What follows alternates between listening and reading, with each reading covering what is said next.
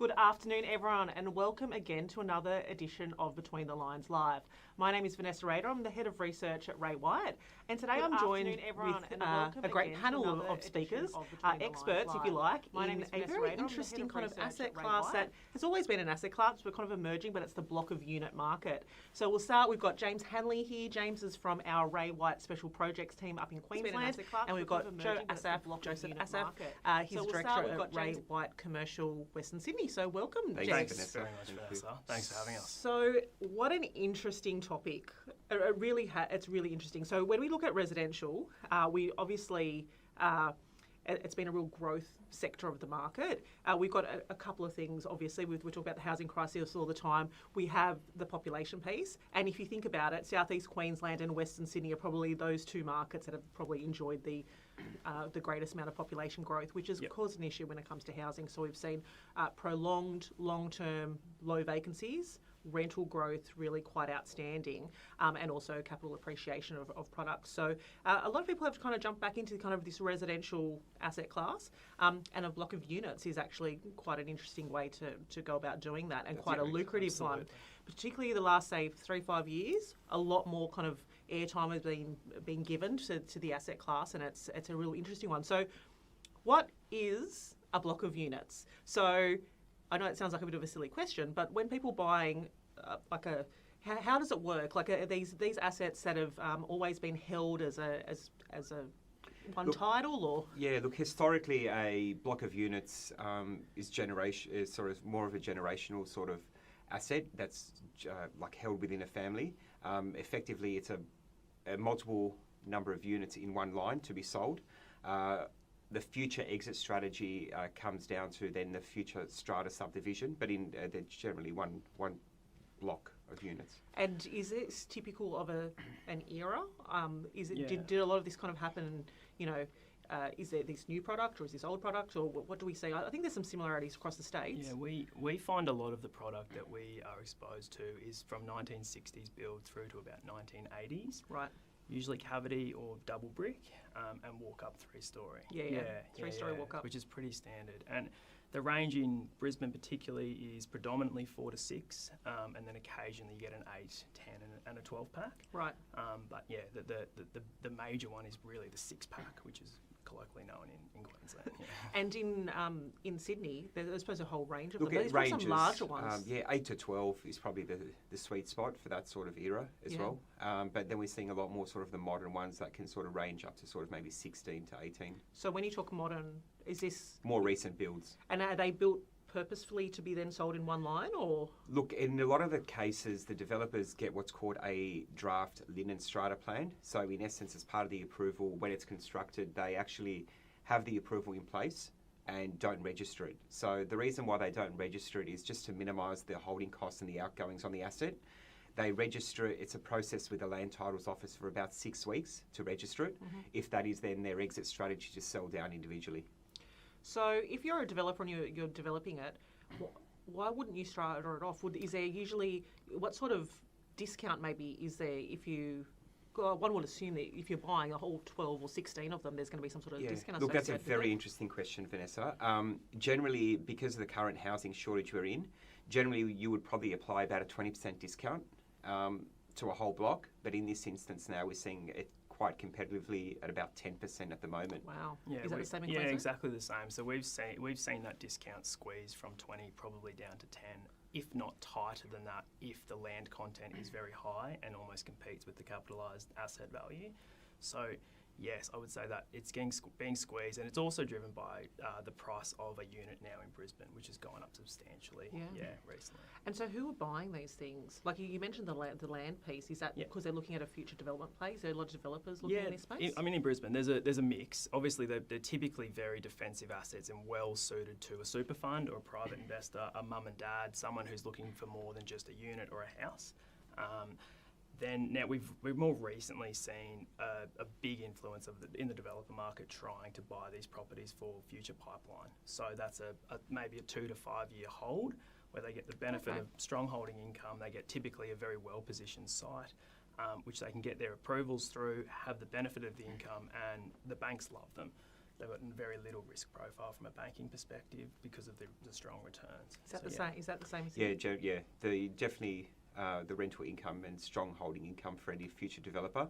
Because when you're buying a whole unit block, there's no sort of, you own sort of the common areas of a block as well. So your future exit strategy could be a potential rezoning for the property as well. So you get the benefit of that uplift as well. And so, but private, would you say developers are the major kind of looking at it? No, or we're is it seeing a more lot of of private- a lot of high net worth, a lot of doctors, a lot of sort of accountants, a lot of syndicate groups. So they're seen quite favourable as sort of a secure, risk-adverse investment, And especially with the low vacancy rates right now. yeah, that's right. But I'm sure there's a whole mix of kind of asset qualities out there. Do we see people going in and looking for that kind of value add opportunity, like today, for looking for the further development down the track? So like they're going in, like refurbishing it, all that sort of thing. 100%. Yeah. Look, especially with the rising construction costs, the only way developers are now coming in to control that cost of rather than constructing, they renovate, and you can control that between 20 to 50,000 per unit, and that's how they sort of apply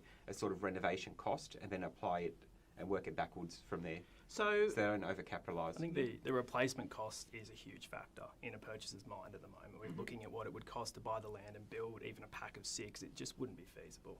So to pick up an asset like this, a pack 6x2s in a great location, it just makes commercial sense before you even look at the modelling behind re-renting, gutting, all that sort of thing.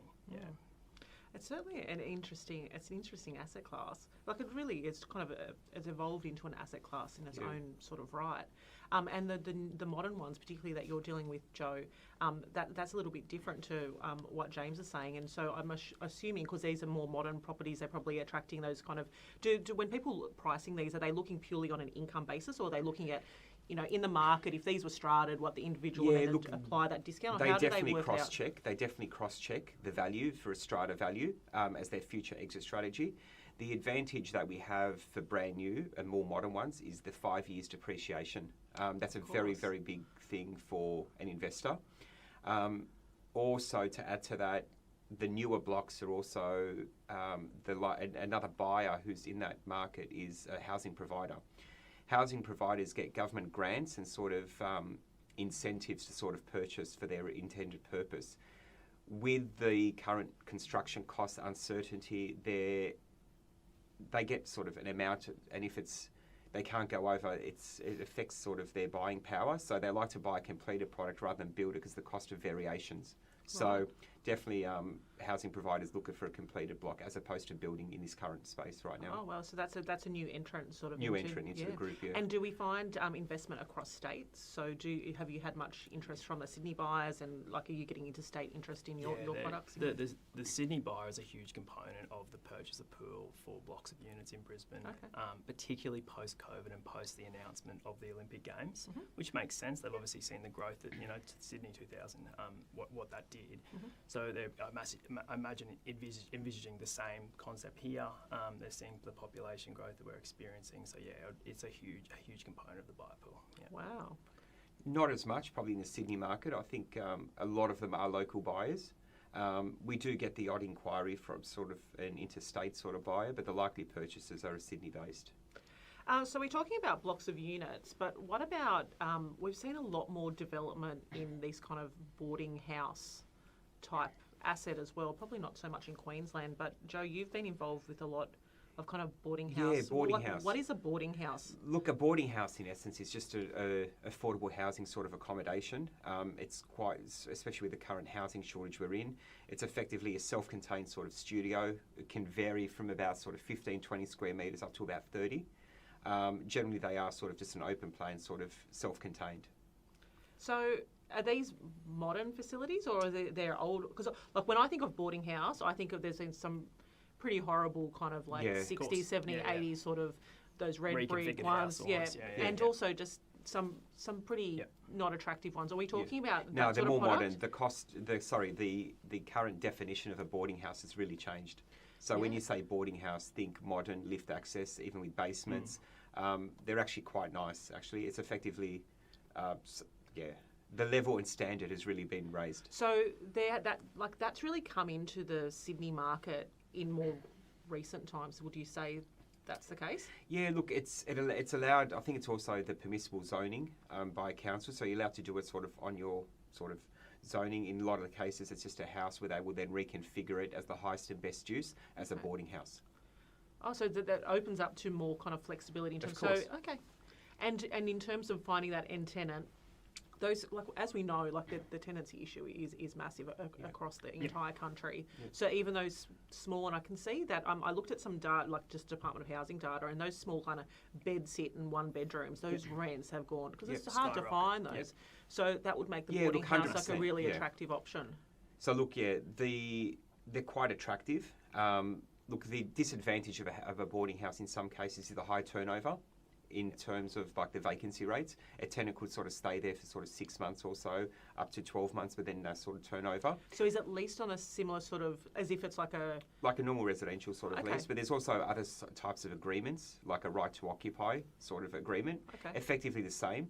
But what we're seeing also now in the market is pre-committed from housing providers to lease the whole property in one line from housing providers. So when you're sort of getting a DA approval, that pre-commitment from a housing provider gives the vendor certainty. Not just the certainty, the commitment to then go to the bank to get construction finance. And they're seeing that because they're taking a 3-year lease generally or 5-year lease and going to the bank with that from a reputable sort of government-backed sort of provider. And so is that, just taking a step back to that kind of block of unit, more traditional block of unit, is that happening in that space as well, or is that more kind of individual units with their individual leases through, your local real estate agents? Unit blocks, you generally have your individual sort of leases to get the highest and best yield and rental. But because of the high turnover in boarding houses, an owner would look at maybe a fixed lease because of the high turnover, just to minimise the vacancy. Typically there's a bit more management, not risk, but a bigger management component to a boarding house, where a block of units is typically self-contained. There's no interaction between the tenants, inside their front door. So that's probably one big thing to consider. We have in Brisbane what you call a Class 1B rooming accommodation facility, which is just 5 tenants under one roof with partial shared accommodation. So, and it's a really strong part of the market at the moment because, as Joe touched on, the same component lies where it can be zoned for a house, a residential low density, and you can construct a boarding house with 5 tenants under one roof. So then is there like a head lessee that subleases it? No, so it can actually be owned and just simply managed by a property manager. Okay. Yeah, under only having the 5 because of its scale. So it seemed as manageable. For example, they would have a main kitchen and then a kitchenette. They'd have an ensuite and then some shared communal facilities, and that can be managed by your standard property manager. And just back to the boarding houses. So with the boarding houses, that those more modern ones have been built, are they self-contained or do they have shared facilities? They're self-contained. Okay. Self-contained. So a little bit different. Yeah. Okay. So there's also some benefits with a boarding house. You also get land tax exemptions with that. Because they're lower affordable housing, they're seen as favourable by the government and by councils. So you get some sort of rebates and incentive to build a boarding house. So have you seen that kind of building boarding houses in southeast Queensland, or that's not really? I think the differential between where the rental would be for, say, a single bedroom apartment or boarding room wouldn't make sense financially when you look at the cost of construction. While that rent has gone up so substantially recently. So I think what it would probably take is some government incentive, similar to what Joe mentioned, to get that out of the ground.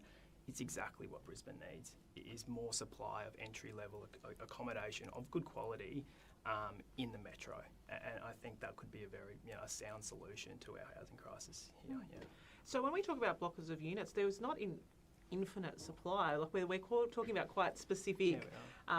These in this era that they weren't strata subdivided, they were held in this all in one line. So is it just? Can I understand the titling a little bit better? So, like you said, you could put that kind of the plan in place for the plan, yeah. But otherwise, otherwise it's just a freehold. It's one title, one set of council rates, one set of water rates, effectively. So your overheads are sort of less.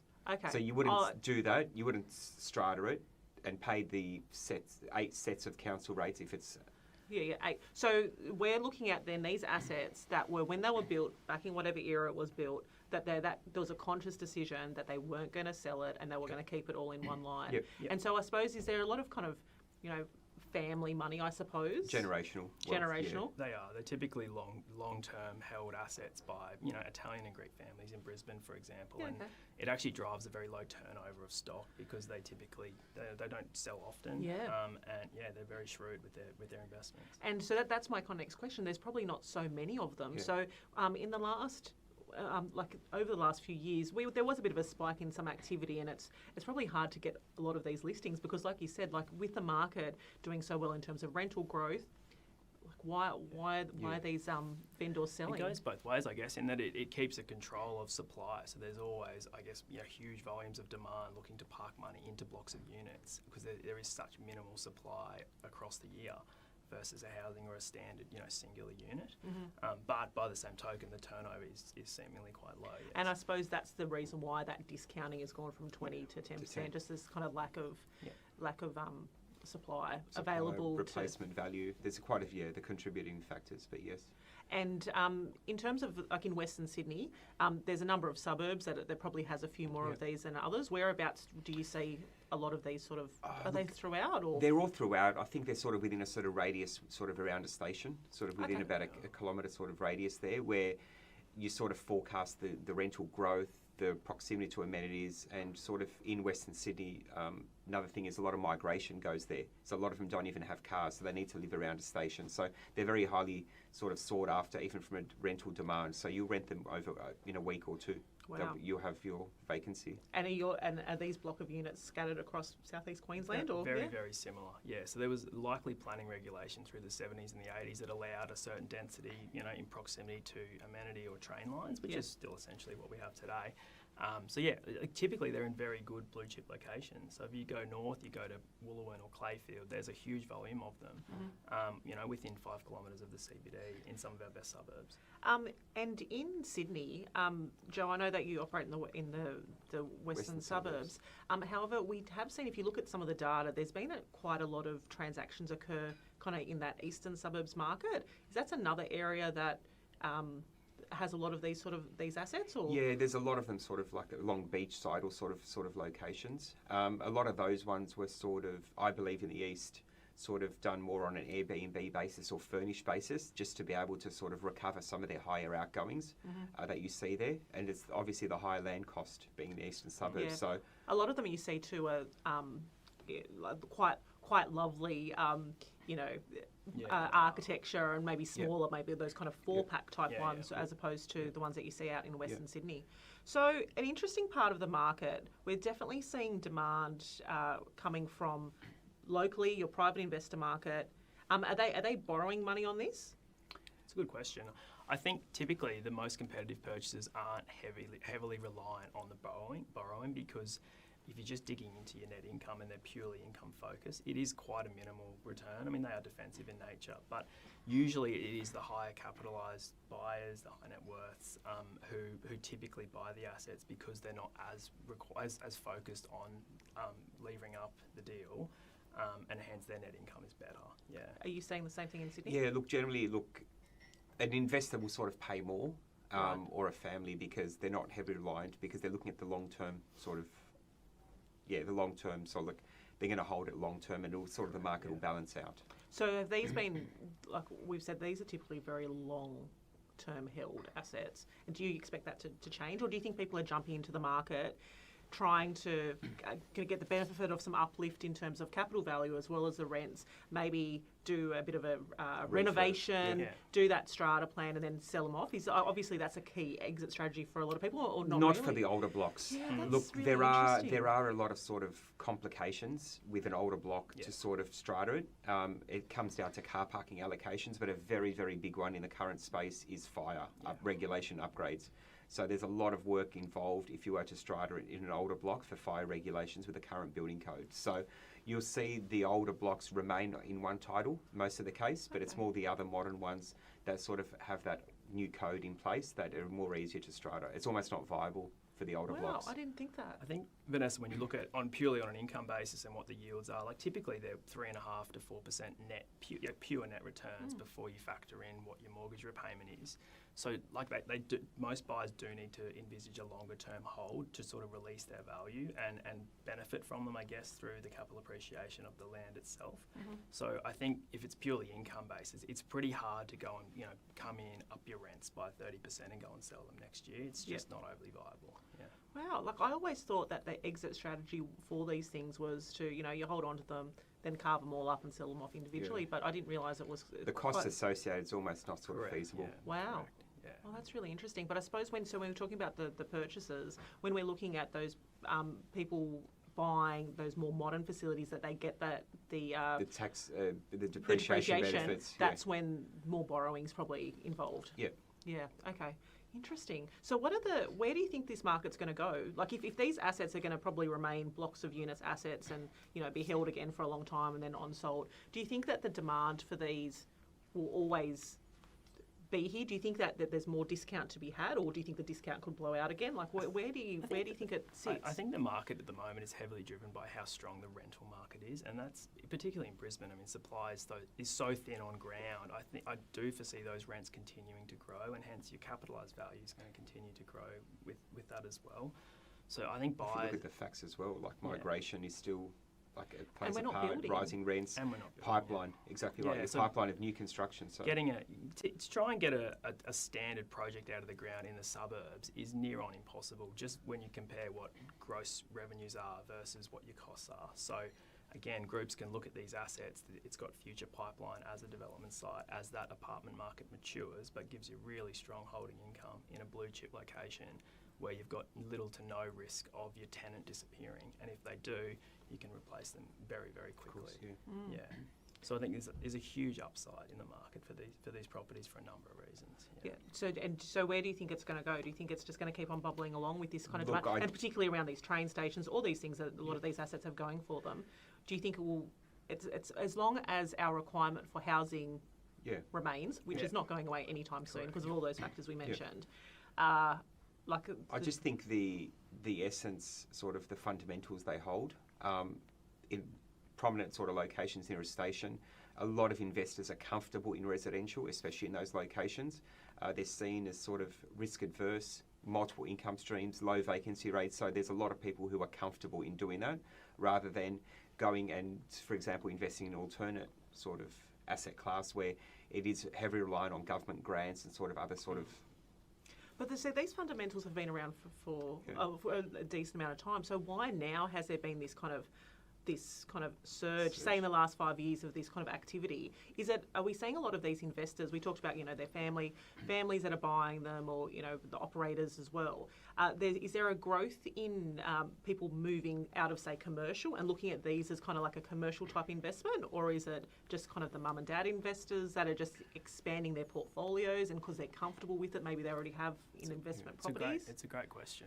I think that, you know, some commercial asset class at the moment do hold some risk, you know, in retail, for example. So if you have some money in the bank, you look at these properties, you foresee some growth through particularly your rental profile, then the numbers stack up versus, you know, yes, I get a single triple net lease is very appealing, but there's little to no risk in these assets. You're going to get uplift through your rents. So I think that will continue. You know, the market will go from strength to strength just because of the base fundamentals of the rental market, particularly.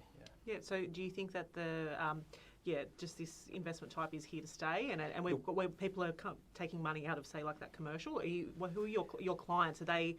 They're looking at the big picture. Okay. And I've had an instance of two sort of unit blocks where they've sort of, the zoning has changed because of the location right near a station, and as a result, they've added another level on top, which was more feasible, which was of a lightweight construction, used the existing sort of foundation of the structure that was there, added a level, and was able to then further add and increase the income. That's really interesting. That whole air rights space is pretty fascinating, particularly when you're close to this. Like, you can't reproduce those assets. Exactly right. And where you're looking at the developers holding on to them for the future possibility of development down the track. Yeah, it's spot on. I think they're ripe for uplift, but like rezoning uplift over time, and that's just because of the supply piece in Brisbane, the lack of available opportunity out there to develop in the next, you know, even say five years or 10 years. That I've no doubt the government will start looking at, what sites are appropriate for rezoning and adding some potential height, which then makes potentially the site work and provides more stock to market. And so do you think that that kind of boarding house piece that Joe talks about as being quite prevalent in Sydney, do you think could you see that move to a model in Queensland? I absolutely do, yeah, particularly with, again, the strength of that entry-level market for units. I suspect it's probably close to feasible at the moment, and it's just probably, again, in its infancy, and we probably take someone to look at what's happening through Western Sydney and go, that can work here, and then hopefully try and apply it and potentially look for some government subsidy or some funding to get it built. Yeah.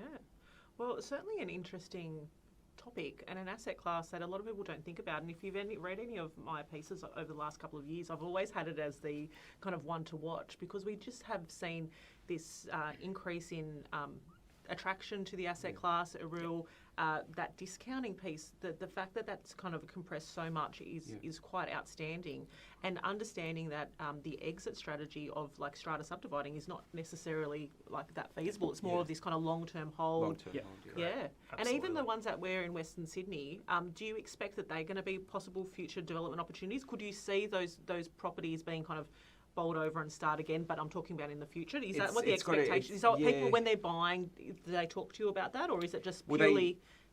They look for the sort of the location, but I just don't think it could be the way the current sort of construction costs are, could be the highest and best use. I think they're, as this sort of end-to-end sort of picture, yes, possibly, but I think at this time they're sort of looking at the next sort of 10 years through renovations, really the rents and potentially sort of adding or sort of charging for car spaces because of the location. So sort of a feasible sort of value add as well. I think we get a lot of feedback from builders and guys who really are in the industry who say they've got a lot of shelf life, these assets. They're not just 10 years left on them. They might have 30 or 40 or 50 years left.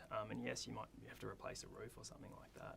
But they're typically very, very solid. Yes. And hence buyers flock to them. Yeah. Wow. Yeah. Well, that's certainly a super interesting part of the market, which we haven't spoken about before. So I appreciate you guys coming in. Thank you. Thanks, Vanessa. I know it's hard to kind of pinpoint an opportunity, so there's not really, the opportunity is just, keep on buying them and, holding on to them and just taking advantage of the rental growth expected in these markets, because this mismatch between housing supply and demand is not going away anytime soon. Yeah, especially with the short pipeline as well. So. And the construction costs, like then, once we reach that kind of level of growth in construction costs, they as we know, they don't go back. Correct. And the labour issues. Exactly right. And then you talk about the Olympics, that kind of talent pool as well is making it really, really difficult. It's such an appealing asset to hold long term. There's so much upside that you're buying into. Yeah. Typically, as an investor, you've just got to front that tighter net yield upon that first purchase, and you're away. Yeah. Well, it was a great topic area, and I appreciate you guys coming in. So thanks so much Vanessa. to Joseph Assaf and James Hanley from our RWC Special Projects and from RWC Western Sydney. So thank you, everyone. If anyone's got any questions, reach out to these boys. They're experts in the area of blocks of units, a lot of transactions going on, and and Joe, I see you all the time. You are you have so many on the market and having a lot of activity. So out in Western Sydney. So great stuff, and lovely to have you here. And make sure you join to us next time. I'm actually going to have next Between the Lines is actually going to be on New Zealand. So I haven't had a New Zealand one before, so something a little bit different. But stay tuned for that, and we'll see you next time.